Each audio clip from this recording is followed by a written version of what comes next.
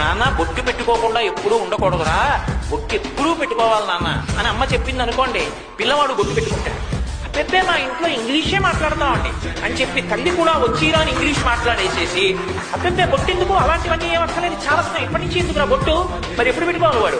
దంతంబులు పడనప్పుడే, తనుగుయందారూఢి ఉన్నప్పుడే, కాంతాసంఘము రోయనప్పుడే, జలాక్రాంతంపు కానప్పుడే, వింతల్ మేన చెరించినప్పుడే, కురుల్ వెల్వెల్ల కానప్పుడే, చింతింపన్ బలమీ పదంబుజవలం శ్రీకాళహస్తీశ్వర అంటాడు దుర్జటి. అంతేగాని రిటైర్ అయిపోయిన తర్వాత నేను రామాయణం చదువుతానండి ఎవడన్నా రాసి ఇచ్చాడా, ఉంటావు 40 ఏళ్ళు. ఒకవేళ 60 ఏళ్ళు అయిపోయిన తర్వాత రామాయణం పట్టుకుంటే మాత్రం నీకు బరువు తప్పేమర్థం అవుతుంది. అందులో వచ్చి ప్రారంభం నుంచి ఒంట్లో ఓపిక ఉన్నప్పుడు రోజుకో శ్లోకం చదవడానికి రామాయణం బరువు అయిపోయిందా నీకు? కోట్ల రూపాయలు ఖర్చు పెట్టి నీ పళ్ళు తినేశావు, వెండి పళ్ళని తాకట్టు పెట్టి ఊరగాయలు పెట్టుకున్నావా? రామాయణం 7 కాండలు కొనుక్కోవడానికి డబ్బు లేదా నీ దగ్గర? ఎంత అన్యాయం! నీ ఇంటికి వస్తే ఒక్క చోట రామాయణం పుస్తకాలు కనపడవా? భాగవతంలో 12 స్కంధాలు నీ ఇంట్లో ఎక్కడ లేవా? కాళహస్తీశ్వర శతకం పుస్తకం లేదా? తల్లిదండ్రుల ఫోటో లేదా? నేను నీ ఇంటికి వచ్చి నిన్ను గౌరవించనా? ఎంత అన్యాయం నీ కోరిక! కనీసం రామాయణం 7 కాండల పుస్తకాలు ఇంట్లో లేకపోతే ఇప్పుడు మనుష్యుడు అని చెప్పడం ఎలా సాధ్యం అండి?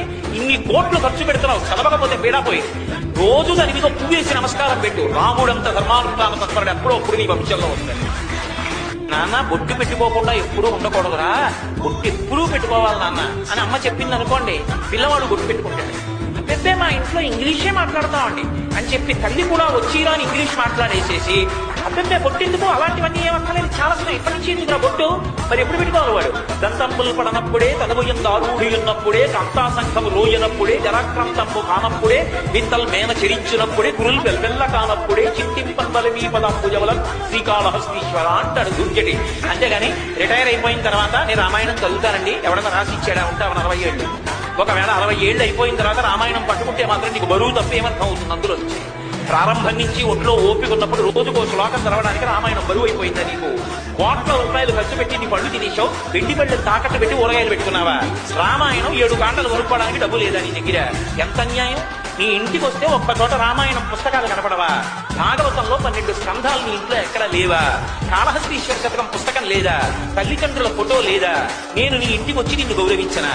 ఎంత అన్యాయం నీ కోరిక! కనీసం రామాయణం 7 కాండల పుస్తకాలు ఇంట్లో లేకపోతే ఇప్పుడు మనుష్యుడు అని చెప్పడం ఎలా సాధ్యం అండి? ఇన్ని కోట్లు ఖర్చు పెడుతున్నావు, చదవకపోతే పీడాపోయేది. రోజు దాని మీద పువ్వేసి నమస్కారం పెట్టు. రాముడంత ధర్మానుష్ఠాన తత్పరుడు ఎప్పుడో అప్పుడు నీ వంశంలో వస్తాడు.